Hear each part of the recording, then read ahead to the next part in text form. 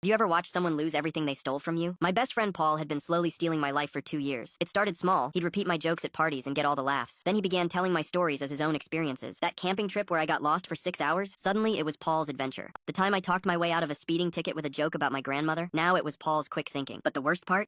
He stole my girlfriend Ava. They'd been hanging out as friends while I worked double shifts at the warehouse, saving every penny for an engagement ring. Paul had a trust fund and plenty of free time. He'd comfort Ava when I was too exhausted to go out, always ready with my own stories about our relationship that he'd retell as his own memories. Remember when we talked about traveling to Japan? He'd say to her, referencing a conversation Ava and I had shared with him months earlier. I started noticing Ava pulling away. She'd mentioned conversations I didn't remember having, places we had talked about going that I'd never suggested. It was like she was dating a version of me that Paul had constructed. Last month I walked into our usual bar and saw them holding hands in our booth. Ava's face went white, but Paul just smirked like he'd won something. Sorry man, it just happened, he said, not looking sorry at all. We have this deep connection, you know? We understand each other. I knew that connection. It was built on everything he'd stolen from me over the years. Ava moved in with him the next week. Paul posted photos of them everywhere, using captions that were literally things I'd texted her before. Life's better with you in it, my words, under his photo. Screenshots of him copying my social media posts word for word, just hours after mine went live. Photos from parties where he was wearing shirts I'd bought. I recognized them because I'd specifically chosen unique vintage pieces. Even voice memos I'd sent myself to remember jokes, only to hear Paul tell them verbatim later. I had recordings from parties where he'd tell my childhood stories with perfect detail, down to my sister's middle name and my dog's weird habit of sleeping in the bathtub. 3 months later, Ava called me at 2 a.m., sobbing. I need to ask you something, she said through tears. Did you ever tell Paul about the time you got food poisoning at your cousin's wedding? My blood ran cold. No, Ava, that was something I only told you. He's been telling me it happened to him, and last week I found your old Instagram account. Her voice broke completely. Every story he's told me, every joke, even the way he says, good morning, it's all you. She'd found my social media from college and realized Paul had been copying my entire personality. My speech patterns, my interests, even my political opinions had shifted to match his over the past year. He even proposed last night, she whispered, with the exact same speech you practiced in front of me 6 months ago, word for word. I recorded you rehearsing it, remember? The proposal speech I